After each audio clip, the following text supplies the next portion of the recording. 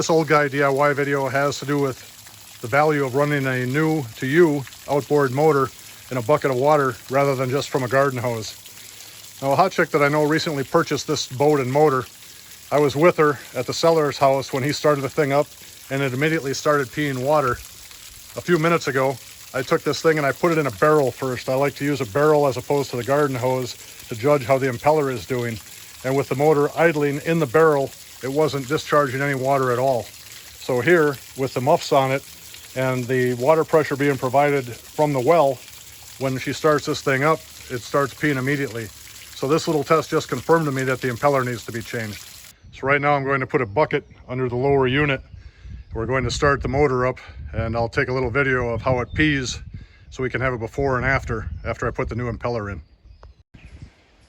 Given the choice, I prefer to have the lower unit in water because the shift procedure feels and sounds different when it's in water. And also there's no pressure provided by the garden hose, so you can see what you have for discharge pressure. So in this case, I used about a 40-gallon section of a 55-gallon drum. I have it set up on 2 Webelow chairs. If you've never used these mobility chairs, just working around the house or farm, I'd highly suggest them. In this case, we have 2 set up. We probably have 400 pounds worth of water here. You can see that the intake's covered. So now we're going to turn this motor on and see how strong it pees out of the back end here. When it first starts, there's nothing coming out, so we'll just give it a second.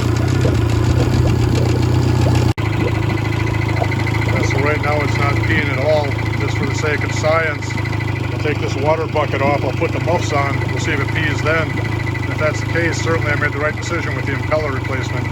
When we ran this thing in a bucket of water a moment ago, we showed that there was no water coming out of this little telltale or the P indicator.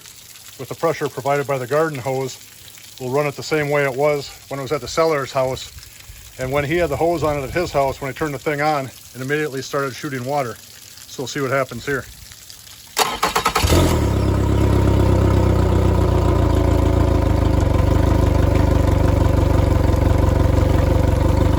So you can see the water there. So in this case, my first test with the impeller running by itself without any extra pressure from the garden hose indicated that there was inadequate water flow.